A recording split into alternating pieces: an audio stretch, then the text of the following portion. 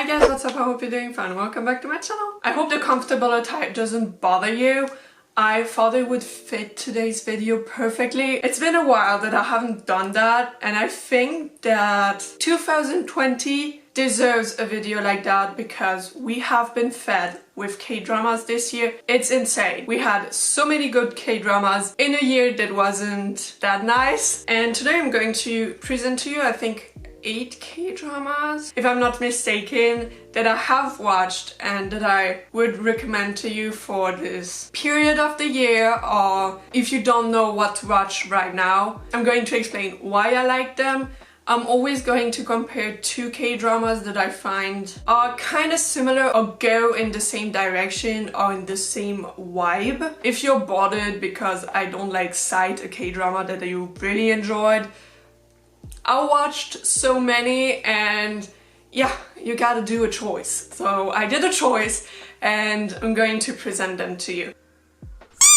So the first one is the drama called When the Weather is Fine. And the plot goes like this. Fed up with her city life in Seoul, Mok Hae-won quits her job and moves to live with her aunt in the village of her childhood. There she meets her old classmate, Im Hyun-sup, who now owns a bookstore in the town.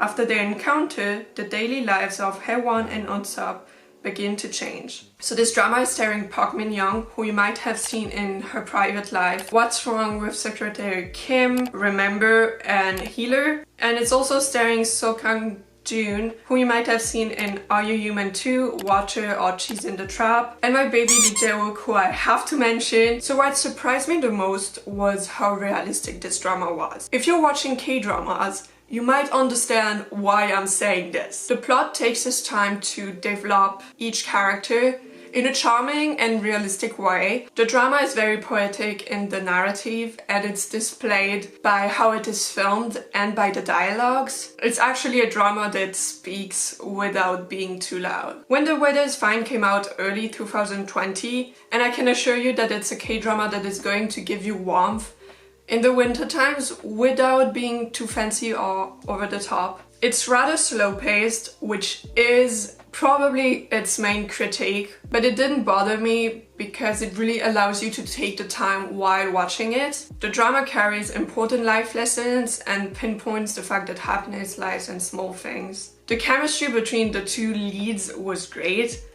I mean, they're both amazing actors, but even that doesn't guarantee a good chemistry, and yet this drama will never make you cringe. And one of my last point will be Lee Jae-wook. Lee Jae-wook is an actor who caught my eyes with his amazing debut in 2019, but 2020 is definitely the year that has him shining in every kind of way. And I just love him. So the next drama is called A Piece of Your Mind. It's the story of Moon Ha-won and Ha So-woo, who met by accident through Ha-won's past love, Kim Ji-soo. The 2 of them eventually find themselves bringing comfort to each other, and I don't want to say more because I don't want to spoil something. So this drama is starring Jung Hae-in, and you might have seen him in Something in the Rain, One Spring Night, or Tune In for Love.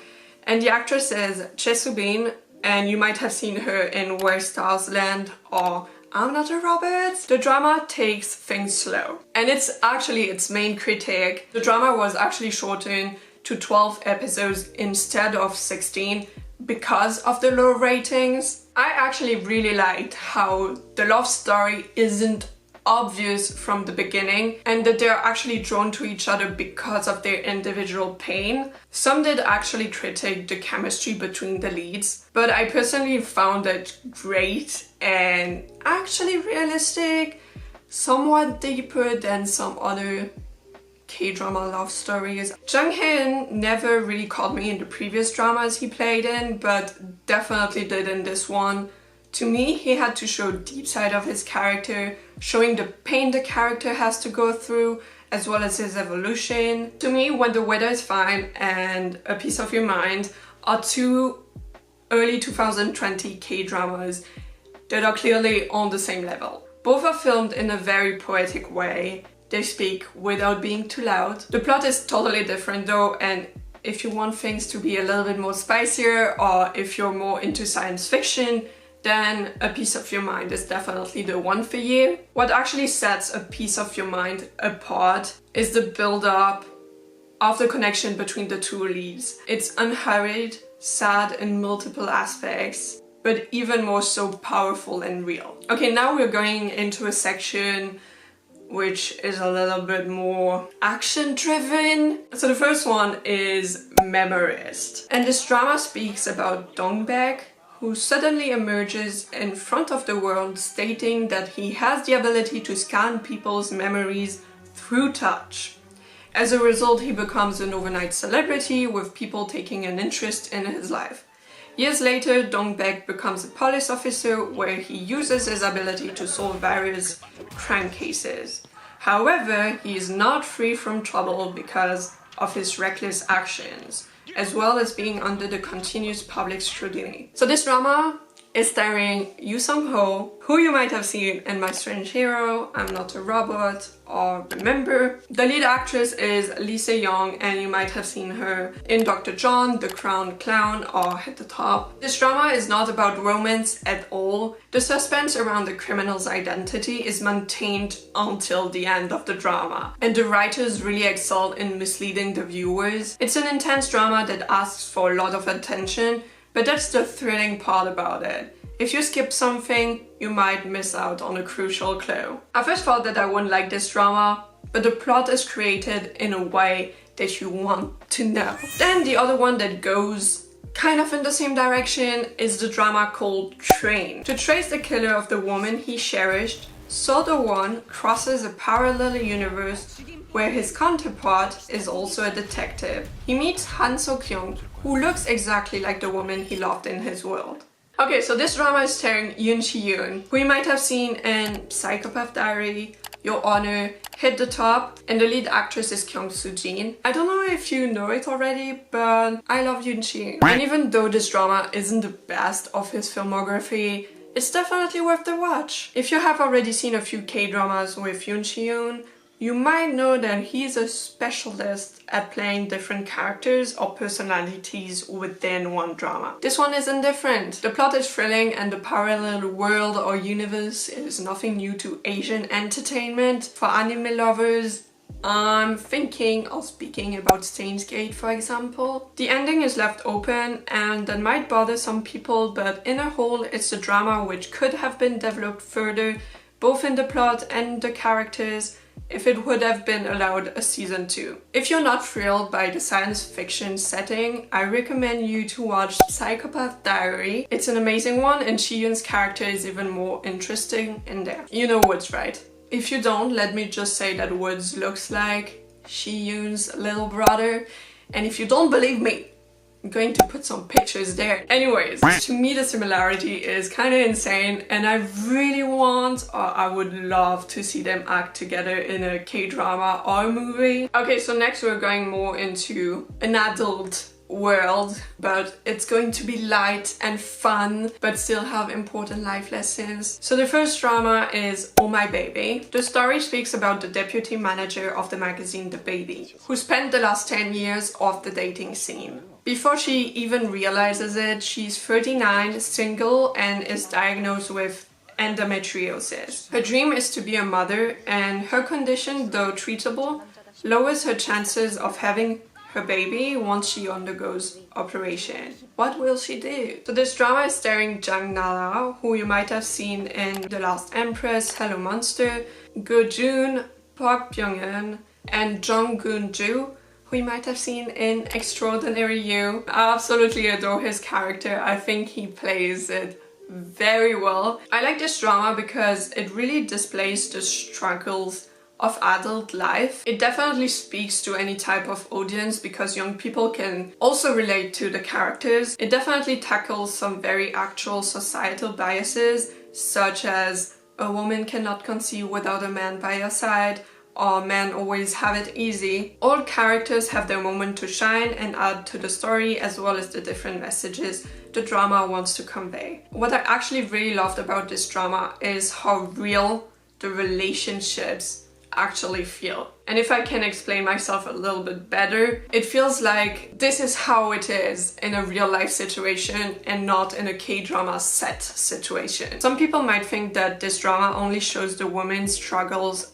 in patriarchal society, but no, definitely not. It also shows men's struggles in our society nowadays. And then we have the drama Was It Love? So Was It Love speaks about a single mom who suddenly finds herself stuck between 4 different men who enter her life simultaneously. This drama is starring Song Ji-yeol, Son Ho-jun, Song Jong-ho, Koo Ja-sung. Okay, let me just start by saying that this drama is probably not the best this year. I was addicted to it anyways, and I was certainly addicted to Odeo's character. Sometimes I just get addicted to one character and that keeps me watching, you know? It's a charming drama that doesn't ask for too many thoughts. It's definitely a K-drama per excellence, but still touches some serious matters. For example, being a single mom. The story might sometimes seem a little bit brushed over,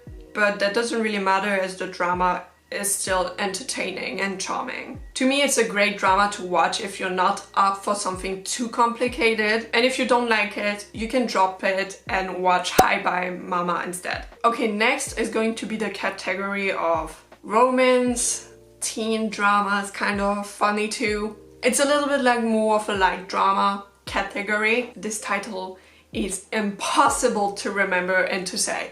Do do sol sol la la sol. I was able to say it. This drama follows the story of a talented pianist named Gu Lala, who has a mysterious encounter with Son Woo-jun right before her wedding ceremony. After being left at the altar and receiving news of her father's bankruptcy and subsequent death, Lala struggles financially and is alone for the first time in her life. So this drama is starring Go Ala, and you might have seen her in Miss Amarabi or Walang. And then we have my lovely Lee Jae-wook, who you might have seen in Memories of the Alhambra, Search WW, Extraordinary You. First, let me just pinpoint that to me this is the first main role or lead role of Lee Jae-wook, and just for that I love this drama. I've been watching Jae-wook grow since his small appearance in Memories of the Alhambra, and he's just chef's kiss, and he makes me proud. Lee Jae-wook and Cha Eun-woo are the 2 actors I feel so proud of. Every time I see them, I'm like, oh my god, they improved so much. Oh, the talent, everything. Oh wow. Let's continue. This drama is either a hit or a miss. Some of you might feel like this drama is silly and annoying because of Koala's role. She's naive, but I feel like the viewers can learn a lot from her role, her views on life, and her struggles. This drama is one of my favorite this year. If I have to say something, it's that I was waiting on my 2 episodes like a good girl every single week until the end. It's not a complicated drama to watch. The storyline unfolds in some mysteries as the drama comes to its end. The ending might seem rushed to some, but to me it was such a surprise effect. I would have never thought that this cute drama would evolve in a twist of plot like this, and they actually kept me praying to the K-drama god until the last minute. The last 2 episodes are a roller coaster of emotions, and even if the ending seems unrealistic at some point, I'm sure that it will leave you contented. And I'm warning you, you might feel tricked or wrong when it comes to the end of this drama, but the characters will make you forgive everything. I felt like I was attached to this drama and its characters, and I hope that if you start watching it and keep watching until the end, that you will feel somewhat the same.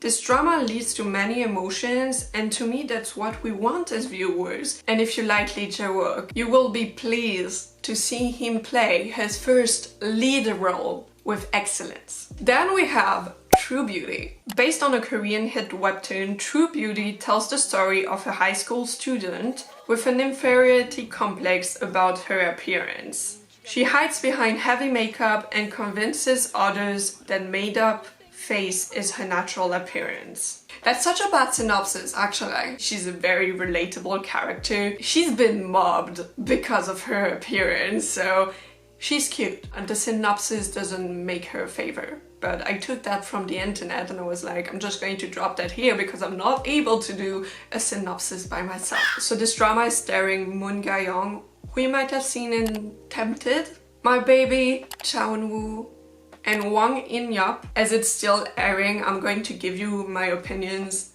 on this drama until now. As a tip, if you don't want to wait every week for your 2 episodes, you can read the webtoon instead. True Beauty was probably the most highly anticipated K-drama this year. If you're a webtoon addict, you might watch it because you love the webtoon it's taking inspiration off. And if you're a K-pop or K-drama fan, you might be here because of the cast, or Cha Eun-woo. Anyways, I clearly think that this drama is going to become a must-watch for every K-drama lover. The intrigue feels very actual.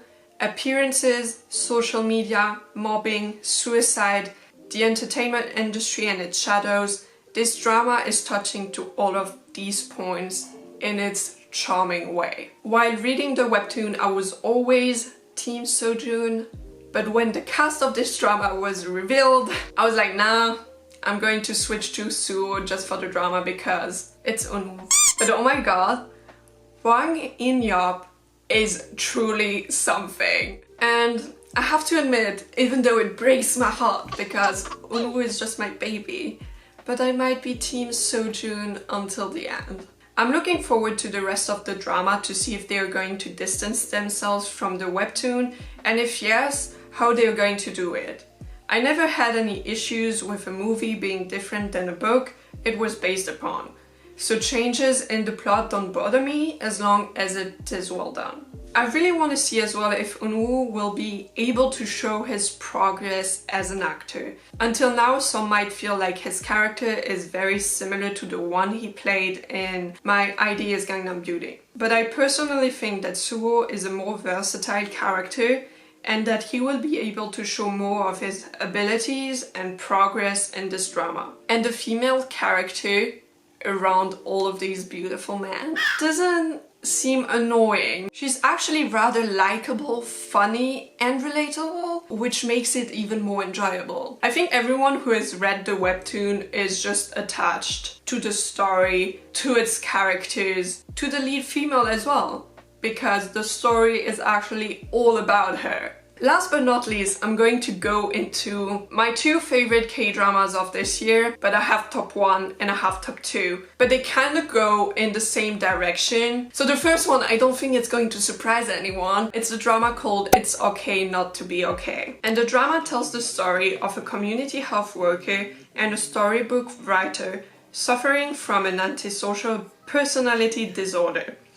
A man who denies love and a woman who doesn't know love defy fate and fall in love, finding their souls and identities in the process. This drama is starring Kim Soo-yeon, who you might have seen in The Producers or My Love from the Star, So Ye-ji, who you might have seen in Lawless Lawyer. This drama is probably the most surprising K-drama of the year. I don't think that anyone thought that it would be that great or even one of the best when it first aired. We could actually call this drama Kim Soo-yeon's comeback, and he did not disappoint.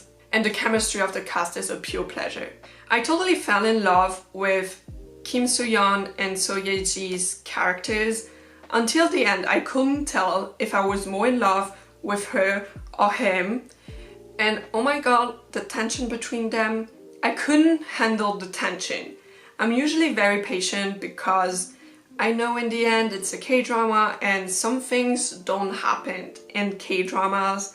That's an unspoken rule and it's fine. I'm going to try to say it in the most viewer-friendly way as possible, but at some point in this drama, I could have screamed. Can you just jump on each other and call it a go because this is unbearable? I'm not going to speak much more about this drama because if you haven't seen it, finish this video, give me a thumbs up, and go for it. It's not even a must-watch at this point, it's an essential. This drama is the most popular K-drama this year by far, and it's different, charming yet quirky, but you'll love it. The last K-drama I'm going to speak about is the K-drama called Flower of Evil. Baek Hee-sung seems like the ideal husband. Working as a craftsman, his hard work allowed his metalworking studio to meet with its fair share of success. Able to provide a good life for his wife and daughter, he's a good example of what a husband should be. But this perfect facade hides some very dark secrets that even his wife remains unaware of. Ugh. I love this drama so much. So this drama is starring Lee Jung-gi, who you might have seen in Lawless Lawyer, and Moon Jae-won, who you might have seen in Good Doctor.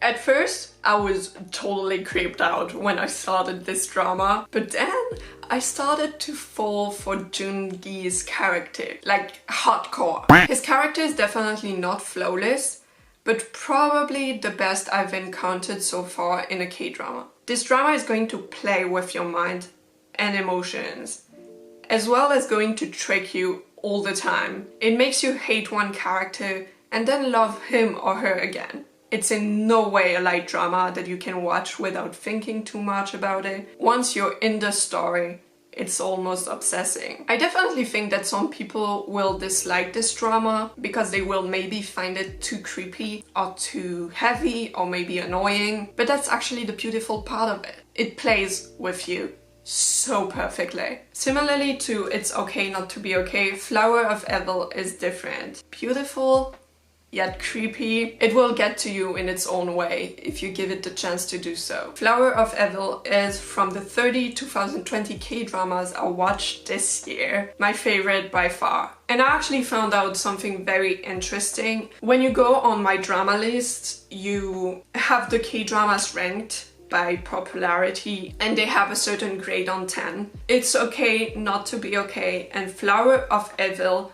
share the top 3 this year with Hospital Playlist, and they scored a grade of 9.1. That's why, if you haven't watched one of these 2 dramas, go for it. I think this video is going to last for hours. Hopefully you were able to discover some dramas or maybe add some to your list. Maybe you're going to start one this evening, I don't know. I'm going to put all the information on where you can find these K-dramas in the description down below. And yeah, otherwise don't hesitate to share your thoughts on these dramas if you have watched one already. And don't hesitate to tell me as well which 2020 K-drama was your favorite. Anyways, if you enjoyed this video, don't hesitate to give it a thumbs up and subscribe if you haven't already. And otherwise, I thank you so much for watching and I will see you next time. Bye!